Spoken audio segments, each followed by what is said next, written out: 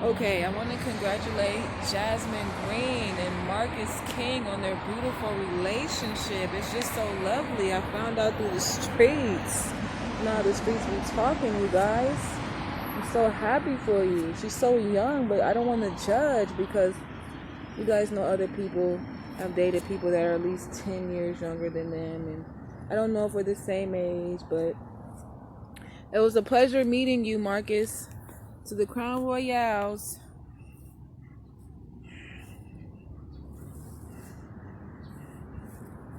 Because you guys know how when you get on Twitter, the girls be making these dirty jokes and they'll be like, oh, you can't believe everything the family says about the guy you're dating because the guy you're dating's family will sit there and lie for him. So I'm going to tell you guys now, like, my brother Alante Lamar Tucson has never brought any girl home except for this one girl. So any girl that comes up to me and says, oh, well, you know, jokey joke, your brother this, your brother that, it's like, I don't really know you and I don't mean to be rude. It's just that my brother only brought one girl home, and I'm just one of those people that tend to stand by that because it's like he wanted us to know them. He didn't want us to know you guys. And that means no offense to you guys at all. It's just that when you guys talk about shit and you guys don't really know somebody has to actually go through that and you guys ain't never really been through it, it's just that you guys be talking about it because you guys probably don't have a brother sibling. But the fact that I do, I'm just letting you guys know.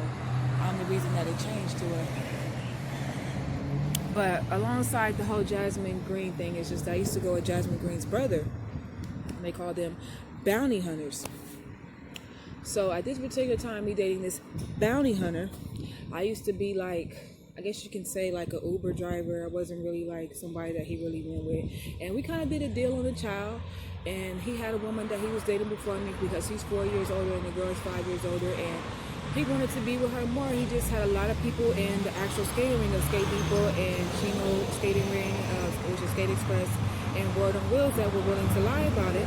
Blair, JB, and Slack, they call him Robert, and a few other people that condoned it and let Joyce Brown believe that I actually was trying to step on her toes and take her man. Because like I said, I was only 19 years old and they were older than me. So he ended up using me a lot, gave him a lot of rides. He got money underhandedly, and he would go to the county building and get GR. And sometimes I would pay for him to go skating, and everybody would jump in my car, and we would ride around and go to the skating rink. We went to the Chuck E. Cheese that's in Linwood. We went to the movies in Paramount 2 times. And then his dad, Willard Green, passed. Well, not his last name isn't Green, but because they have different dads. Jasmine and Taylor have different dads from Willie, but they have the same mom. But during the funeral, me, Blair, JB from the skating ring, and Willie went to the funeral, but he left his mom behind at the house. I took the first set of people at his house to the funeral that used to be Simpsons and is now Amazing Grace. And I came back to go get him and a few more other people, and we left. But he never told his mama anything. Like she just ended up staying there at the house, and when we came back she was in tears because they just left her there. But the casing point about that situation is when I was pregnant with my son and I was still giving him and his mom a ride, we were on our way to like the Pico area where like World on Wheels was, and he told me in the car like, hey Alita, can you tell my mom that you aborted the baby and that you're not having it because my mom been tripping on me and been on my head. So when she got in my car and she asked about my son, well, not my son because they didn't know what the sex was yet. I was like, oh, you know, I got rid of the baby. I'm not having the kid no more. I'm just not ready for that. And she said, oh, good, because we really don't need that right now. And I never said anything. I never got mad. I ended up taking him all the way to Norwalk at Shakey's, and we ended up talking about it some more just to make sure that I really got rid of it because she wasn't too sure because I wasn't big enough to be showing. And he never said anything. Just the fact that she said that, oh, good, because we don't really need that right now. Now it's around the time that Joyce was a little bit further along than me because her son was due in May. My son was due in November, but I had him prematurely and I had him in October. He was doing my birthday. And I never said anything. I never bothered with that. And alongside that, he even stopped me from being able to go to Bear, the guy who does the tattoos off of Vermont and Vernon. Vernon and Western. And he was never the type to actually pay for tattoos. Like, he was the type of person that'll come in with a cell phone and say, you know, hey Bear, can I give you this cell phone to get a tattoo? And you know how to the Spanish culture, it's like that's kind of like a crackhead. He never wants to pay for anything. He just grabs phone. It's like when you're a tattoo artist, it's like $100 to start off on the tattoo, and then you're paying for how much you're going to get inked up and how long it's going to take. And it's like, okay, he's getting over with just $100, and he's getting over worse than that because it's a cell phone. He doesn't have to pay for anything. And I went to a tattoo shop off of Avalon, a little bit past, like on Avalon, Carson Street, but it's a little bit past Avalon and it past the city hall.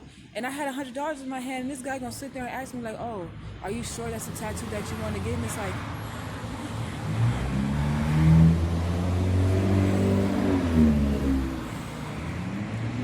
I let that shit go. And around the time that Willard had passed away, Bear had ended up closing the shop. We went around the corner from the shop, and he bought pizza, and he was just talking to Willie about whatever they was talking about because I was sitting in the car. And if I'm not mistaken, I think he was in a blue or light blue and white Lolo. I just can't remember the color, but I know he was in a lowrider. And after the funeral, we went to this lowrider place up in Paramount, close to like, it's like a little warehouse, kind of before like you get to the school of Paramount, but it's right in that area. And me, Blair, JB went there to take Woody where he wanted to go for the after party of the funeral, and just a whole bunch of shit. Oh, excuse me. And then one of the guys I was riding in my car, because it's me, Blair, JB, Willie Green, and then it's Kevin.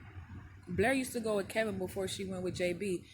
Kevin's mom started to sleep with Willie during the time that I was pregnant. So that's why I say, like, when you're doing business with a guy and you're very kind-hearted and you're always driving around and being nice and taking them shopping for their other kid, and they're just sitting there using you and you don't know that they're using you because everybody is lying for them, and you never put them on child support, you never take him to court, you never bother him, he doesn't have to go be in the hospital for heart murmur surgery, even though I took him to Centinela Hospital for his first child when he needed a ride and would ask me for rides. But just the principle of when you do business with somebody and you never have to deal with the full effect of what I had to go through with DCFS, I just feel like I got gypped out of all my money, because it's like, why are you bringing my name up in your gangbanging hood and you're not a father? Like, I feel like he ruins any relationship that I could potentially be in, and I just feel like he's wrong and should pay for that, because you don't have to do anything for Jaden. You never paid for nothing. You never bought him a pair of shoes. I did more for Jakai than you probably did for Jakai, other than the fact of her cussing you the fuck out and making you buy shit for him. But principle being is,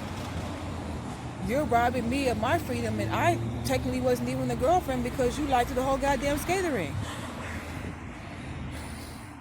Excuse me right now, I'm trying to hold it all together because usually I'll be doing this on Periscope, but I need to catch it right now on the recording.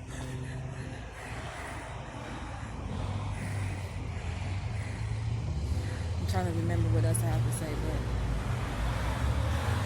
what else do we do?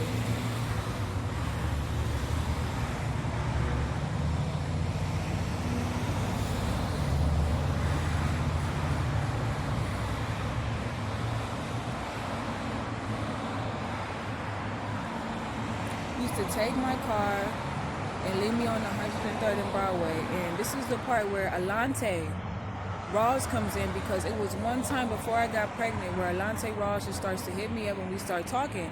And this one particular time I was sitting there with Jasmine, and I told Jasmine, like, I'm finna leave. She's like, oh, where you finna go? Oh, this boy named Alante Rawls hit me. I'm finna go to him. Well, who is that? Like, he's one of the cutest boys from my school, and I have to go because he's calling me. And I went to Stevenson Village, and I swear nothing happened whatsoever, because as I remember it, nothing happened. He could have planned to have my brains blown out at Stevenson Village, but just know that he called me, and he didn't call me, he texted me or Amy, whatever the case is, and I left and I went over there and we sat in the car and nothing happened. Absolutely nothing happened to my memorization of memory. To me, nothing happened. I don't remember anything happening when I was with Alante Rawls in Stevenson Village. That was right by eBay and Oni's house. No, not Oni. What's the other one? What's eBay's brother's name? But I was in that area, but to my knowledge, nothing happened.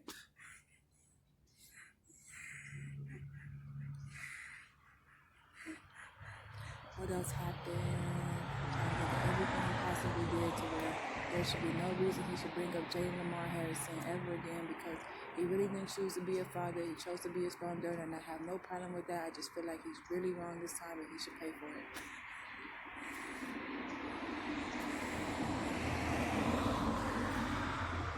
Oh, the girl, Joyce Brown, the first baby mother, lived down the street from my auntie house, which is Ricky Brass, which I told you guys about being a potential gamer. Well, he's not potentially, he really is a gamer, but anyway. He's been living there for a long time. Thanksgiving, we go over there for holidays. We stopped going over there. I never told him that they lived there, and the fact that he called that lady's house a convalescent home. I used to drop him off over there, and I didn't know that that was Joyce's mama's house that she lived in. So they've been living down the street from each other the whole time, probably know each other, but I never knew anything. But I never went over there when I was pregnant. I never told him all my business, and she was just in my face the whole entire time.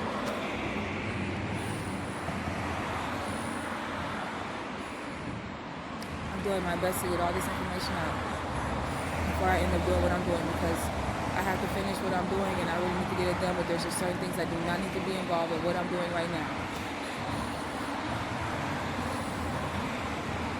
What else did he do? He ended up sleeping with Kevin's mom and having a baby girl by her. I found out from another girl from the skating ring, because you can go to the skating ring all day long and be a good skater, but in order to be like kind of like initiated into like the people that are like day ones and knowing the security and just getting in for free sometimes, and you have to like know somebody that knows somebody, and he happened to be one of the people that did skate. So let's say he goes to Skate Fanatics and he works with Pete. When Pete's at his house before he actually opens the actual shop, he's making like $400 off his skates underneath my nose, and I'm driving to drop him off to go drop off the skates people and get money. And I've never gotten anything from my son, and I went after like 2009, like 2010 time to get me some Stacy Adams skates, and I paid for them myself, but Willie didn't do my skates. Pete did my skates, and Pete was like, oh, $400 for the setup, and he was like, oh, is these hundreds real? Even though I was in my security, and I'm like, yeah, the fucking hundreds are real, but whatever the case. He ended up telling me how much they cost, and I'm sitting here watching everybody get their skates done, and I'm the person who's driving him around to drop the skates off, because Pete'll do them, and it'll take a longer time for him to get them done, but Willie will go in there and he'll do it faster, and he'll have them like in a day or two, or even within the same day, and he's getting like chipped off, and I'm sitting here looking at it, and the most I got out of Willie Green was a car wash that's like $5 or $6 off of like Cherry and Artesian, Long Beach, not even a full tank of gas, and shit, maybe some dick like 4 or 5, maybe even 6 fucking times, and I'm the one getting beat up, and not beat up, but like metaphorically beat up by bounty hunters, and I'm like, I don't bang, and then here comes Jasmine Green with Marcus King, the Crown Royals. I'm just really hyped for you guys.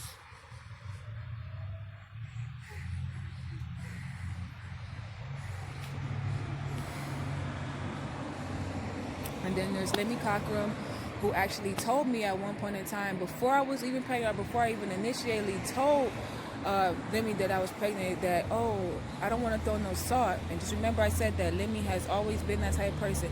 Oh, I don't want to throw any salt, but he be skating with that girl on Thursday nights at World on Wheels. And the difference between Skate Depot and World on Wheels is like, it's a little bit more ghetto-ware, has more of the up-to-date music. Skate Depot is very classy and tasteful before they shut it down.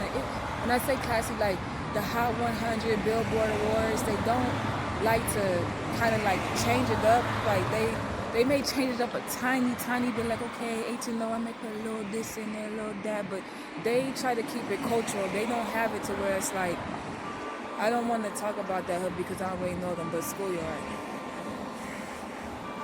because that was one of the hoods they used to shoot it up when I was really little. But anyway, and right now, World on Wheels has this big old mural of like this Hispanic guy with a hood on, not a hood on, a hat on his head. And I guess he's supposed to be like the spray painter, and something about his gloves, I can't really remember, but he has a hat on his head. And I never asked Willie, was he still talking to Joyce, because everybody lied about it. But remember, I said, just keep remembering this name. Lemmy Cockrum said he didn't want to throw no salt, but I came to his house because he invited me over, and no, nothing fucking happened, because Lemmy's a fucking dick. He's not a prick, he's just a fucking dick. And he did not tell me that they went together. He just said that they still be skating, and she was supposed to be pregnant at the time, and everybody was still sitting in my fucking car riding around and going to the fucking World on Wheels on Thursday night because it was 25 and fucking older. So I just want you guys to know all of that. Thank you guys, have a nice day.